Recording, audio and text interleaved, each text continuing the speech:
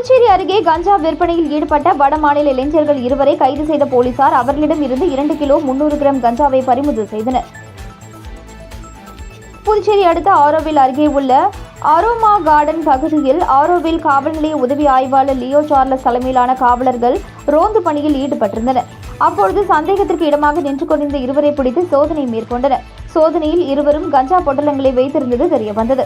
இதனையடுத்து அவர்களை காவல் நிலையம் அழைத்து சென்று விசாரணை செய்தபொழுது மேற்கு வங்கத்தை சேர்ந்த ரிஃபான்ஸ் மற்றும் பீகாரை சேர்ந்த மகாதேவ் குமார் என்பது தெரியவந்தது. இதனைத் தொடர்ந்து வழக்கு பதிவு செய்து அவர்களிடம் இருந்து 2 கிலோ 300 கிராம் எடை கொண்ட கஞ்சா பொட்டலங்களை போலீசார் பறிமுதல் செய்து சிறையில் அடைத்தனர். பாரத ரத்னா எம்ஜிஆரின் நினைவு தினத்தை ஒட்டி அவரது சிலைக்கு முதலமைச்சர் ரங்கசாமி உட்பட அரசியல் கட்சியினர் மாலை அணிவித்து மரியாதை செலுத்தினார்கள். புரட்சித் தலைவர் எம்ஜிஆரின் நினைவு நாள் புதுச்சேரி அரசு சார்பில் இன்று அனுசரிக்கப்பட்டது.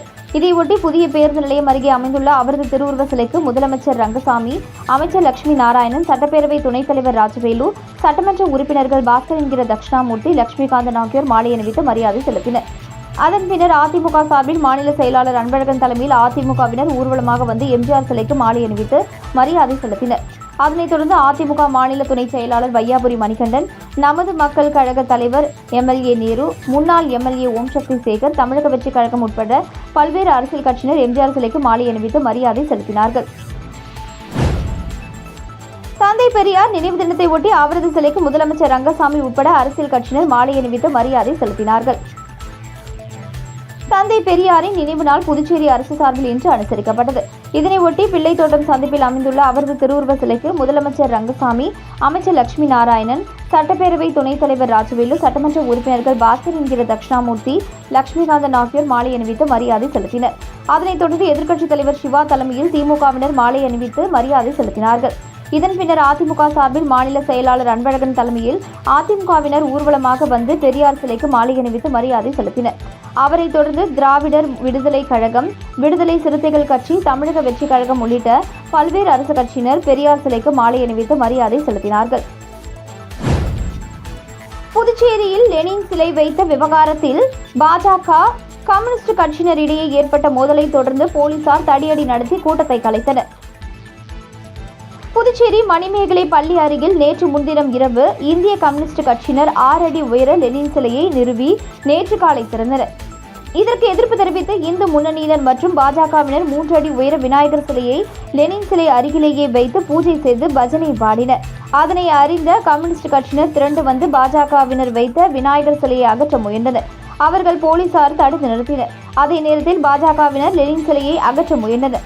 தகவல் அறிந்து வந்த உருளையன்பேட்டை போலீஸ் இன்ஸ்பெக்டர் கார்த்திகேயன் தலைமையிலான போலீசார் லேசான தடியடி நடத்தி இரு தரப்பினரையும் கலைத்தனர். இதனால் அப்பகுதியில் சிறிது நேரம் போக்குவரத்து பாதிக்கப்பட்டது.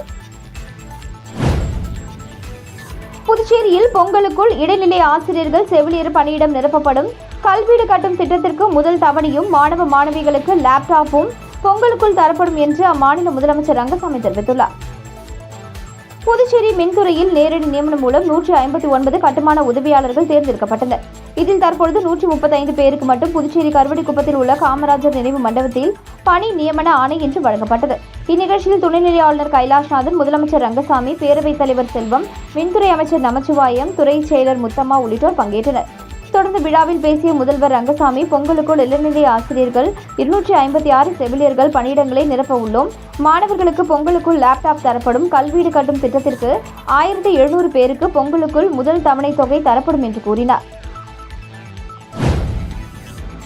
தமிழக துணை முதல்வர் உதயநிதி ஸ்டாலின் பிறந்த நாளை முன்னிட்டு ஊசுடு தொகுதியில் நடைபெறுகின்ற கிரிக்கெட் போட்டியில் பங்கேற்கும் ஸ்பார்டன் சிசி அணிக்கு சட்டமன்ற எதிர்க்கட்சித் தலைவர் சிவா சீருடை வழங்கி வாழ்த்து கூறினார்.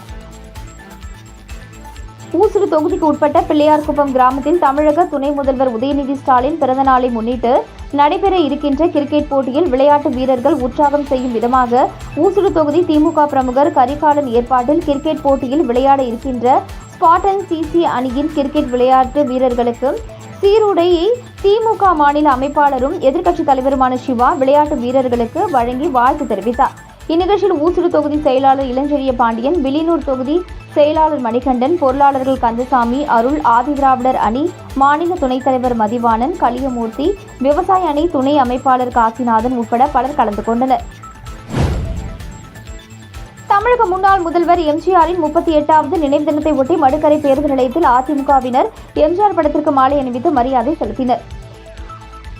மறைந்த முன்னாள் தமிழக முதல்வர் எம்.ஜி. ராமச்சந்திரன் அவர்களின் 38வது நினைவு தினத்தை ஒட்டி நெட்டப்பாக்கம் தொகுதி அதிமுகவினரால் மடுக்கரையில் மலர்களால் அலங்கரிக்கப்பட்ட எம்ஜிஆர் படத்திற்கு மாலை அணிவித்து மரியாதை செலுத்தப்பட்டது. இந்நிகழ்ச்சியில் தொகுதி செயலாளர் முகமது யூசப், நெட்டப்பாக்கம் தொகுதி என்ஆர் காங்கிரஸ் தொகுதி தலைவர் தனபூபதி, அவைத்தலைவர் பழனி, பொதுக்குழு உறுப்பினர் பூபதி, மாவட்ட பிரதிநிதி ரகுநாதன், விவசாய அணி செயலாளர் சக்கரவர்த்தி, அண்ணா தொழிற்சங்க தலைவர் ஜெயமூர்த்தி மற்றும் படுகை கிளை கழக செயலாளர் முத்துராமன் மற்றும் சம்பத், கோபால், சுப்பிரமணி, ஏழுமலை உள்ளிட்ட அதிமுக தொண்டர்கள், பொதுமக்கள் ஆகியோர் மரியாதை செலுத்தினர். எம்ஜிஆர் அவர்களின் மகத்தான சாதனைகளை நினைவு கூர்ந்து கோஷங்களை எழுப்பினர். மேலும் பொதுமக்கள் அனைவருக்கும் அன்னதானம் வழங்கப்பட்டது. விழுப்புரம் கிழக்கு மாவட்ட தமிழக வெற்றி கழகம் சார்பில் தந்தை பெரியார் நினைவு தினத்தை ஒட்டி அவரது திருவுருவ படத்திற்கு மலர் தூவி மரியாதை செலுத்தப்பட்டது. தந்தை பெரியாரின் நினைவு தினம் விழுப்புரம் கிழக்கு மாவட்ட தமிழக வெற்றி கழகம் சார்பில் இன்று அனுசரிக்கப்பட்டது. விழுப்புரம் கிழக்கு மாவட்ட செயலாளர் ஜி.பி. சுரேஷ் அறிவுறுத்தலின் பேரில் விழுப்புரம் கிழக்கு மாவட்ட பொருளாளர் ரவீன்ராஜ் தலைமையில் வானூர் தொகுதி தலைமை நிர்வாகிகள் ராஜா, முருகையன், ஸ்டீபன் ராஜ், முகமது கவுஸ் ஆகியோர் முன்னிலையில் அலங்கரிக்கப்பட்ட பெரியாரின் திருவுருவப் படத்திற்கு தமிழக வெற்றி கழகத்தினர் மலர் தூவி மரியாதை செலுத்தினார்கள். இந்நிகழ்ச்சியில் மாவட்ட நிர்வாகிகள் கல்கி கௌஷிக், பிரதீப் மற்றும் வானூர் சட்டமன்ற தொகுதி நிர்வாகிகள் ராமமூர்த்தி, ஜனார்த்தனன், மகேஷ், அபிஷேக் என்கிற சதீஷ், கமலக்கண்ணன், மெர்சல் கோபி, ஜாஃபருல்லா, சக்திவேல், ஜான், அருள், பாண்டி, ராஜேஷ், அன்பு, அசோக், மணிமாறன், நீலமேகம் மற்றும் மாவட்ட ஒன்றிய கிளை நிர்வாகிகள் திரளாக கலந்து கொண்டனர். ஜோஸ் சார்லஸ் மார்டினுக்கு ஆதரவாக செயல்படும் பாஜக அமைச்சர் ஜான்குமாரை பாஜக கட்சியில் இருந்து நீக்குவோம் என புதுச்சேரி மாநில பாஜக தலைவர் ராமலிங்கம் தெரிவித்துள்ளார்.